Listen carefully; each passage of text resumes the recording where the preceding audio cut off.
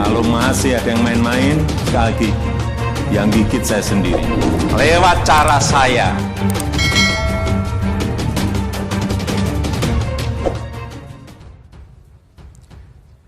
Karena yang kita hadapi saat ini adalah situasi yang memaksa,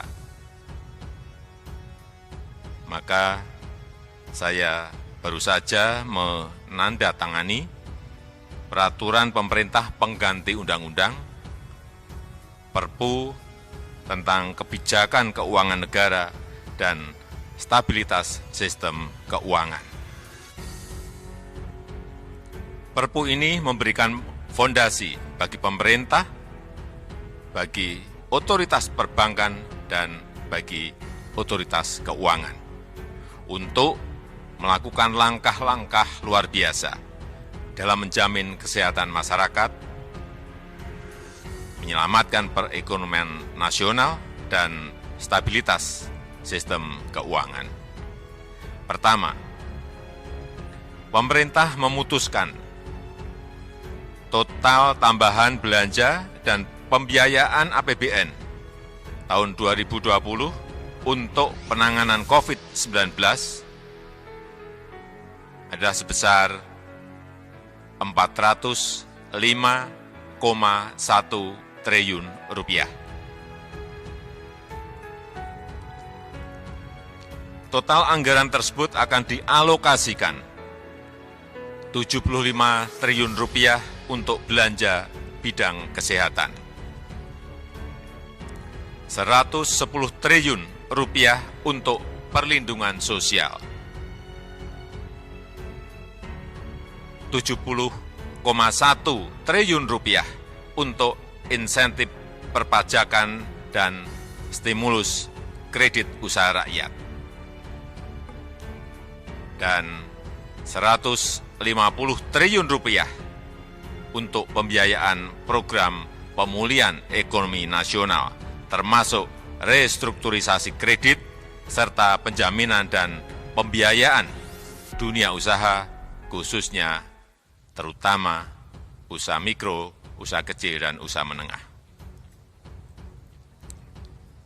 Bapak, Ibu, dan saudara-saudara sebangsa dan setanah air, anggaran bidang kesehatan akan diprioritaskan untuk perlindungan tenaga kesehatan, terutama pembelian APD, pembelian alat-alat kesehatan seperti test kit, reagen, ventilator, dan lain-lainnya. Dan juga untuk upgrade rumah sakit rujukan, termasuk Wisma Atlet, serta untuk insentif dokter, perawat, dan tenaga rumah sakit. Juga untuk santunan kematian tenaga medis, serta penanganan permasalahan kesehatan lainnya. Kemudian, anggaran perlindungan sosial akan diprioritaskan untuk keluarga penerima manfaat PKH yang naik dari 9,2 juta keluarga menjadi 10 juta keluarga penerima manfaat.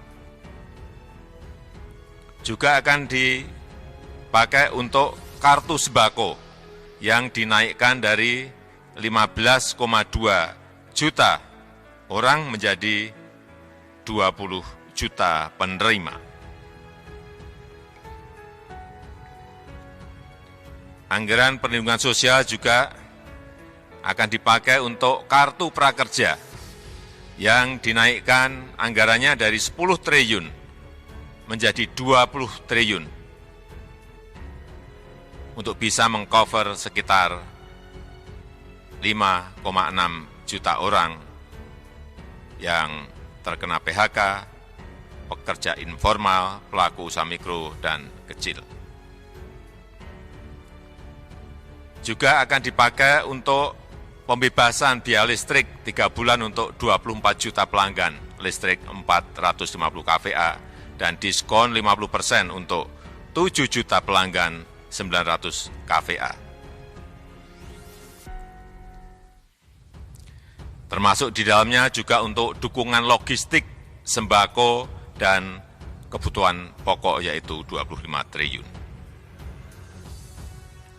Untuk stimulus ekonomi bagi UMKM dan pelaku usaha akan diprioritaskan untuk penggratisan PPh 21 untuk para pekerja sektor industri pengolahan penghasil maksimal 200 juta.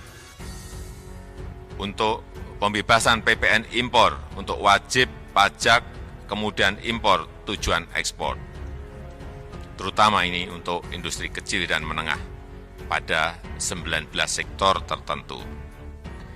Dan juga akan dipakai untuk pengurangan tarif PPh sebesar 25% untuk wajib pajak kemudian impor tujuan ekspor, terutama industri kecil menengah pada sektor tertentu. Dan juga percepatan restitusi PPN bagi 19 sektor tertentu untuk menjaga likuiditas pelaku usaha. Dan untuk penurunan tarif PPh badan sebesar 3% dari 25% menjadi 22%. Serta untuk penundaan pembayaran pokok dan bunga untuk semua skim KUR yang terdampak COVID-19 selama 6 bulan. Untuk bidang non-fiskal, dalam menjamin ketersediaan barang yang saat ini dibutuhkan, termasuk bahan baku industri, pemerintah melakukan beberapa kebijakan, yaitu penyederhanaan larangan terbatas, lartas ekspor, penyederhanaan larangan terbatas atau lartas impor, serta percepatan layanan proses ekspor impor melalui National Logistic Ecosystem. Bapak Ibu yang saya hormati, pemerintah bersama Bank Indonesia dan OJK mengoptimalkan bauran kebijakan moneter dan sektor keuangan untuk memberi daya dukung dan menjaga stabilitas pada perekonomian nasional.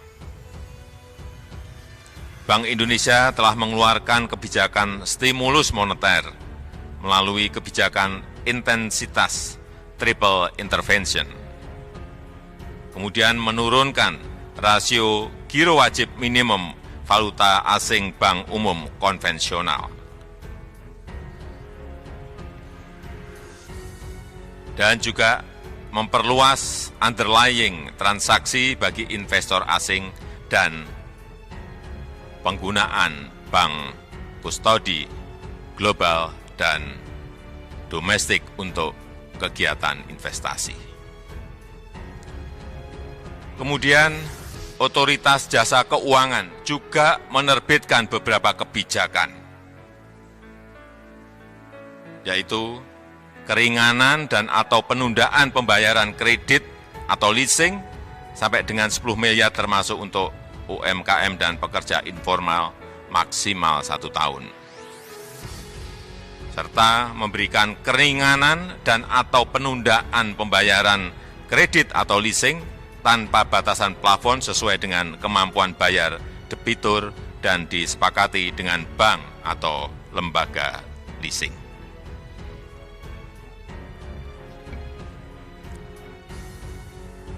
Perpu ini juga kita terbitkan untuk mengantisipasi kemungkinan terjadinya defisit APBN yang diperkirakan mencapai 5,07%. Oleh karena itu, kita membutuhkan relaksasi kebijakan defisit APBN di atas 3%. Namun, relaksasi defisit ini hanya untuk 3 tahun, yaitu tahun 2020, tahun 2021, dan tahun 2022. Setelah itu, kita akan kembali ke disiplin fiskal maksimal defisit 3% mulai tahun 2023. Terakhir, saya mengharapkan dukungan dari DPR RI. Perpu yang baru saja saya tanda tangani ini akan segera diundangkan dan dilaksanakan dan dalam waktu yang secepat-cepatnya kami akan menyampaikan kepada DPR RI untuk mendapatkan persetujuan menjadi undang-undang. Demikian, terima kasih. Wassalamualaikum warahmatullahi wabarakatuh.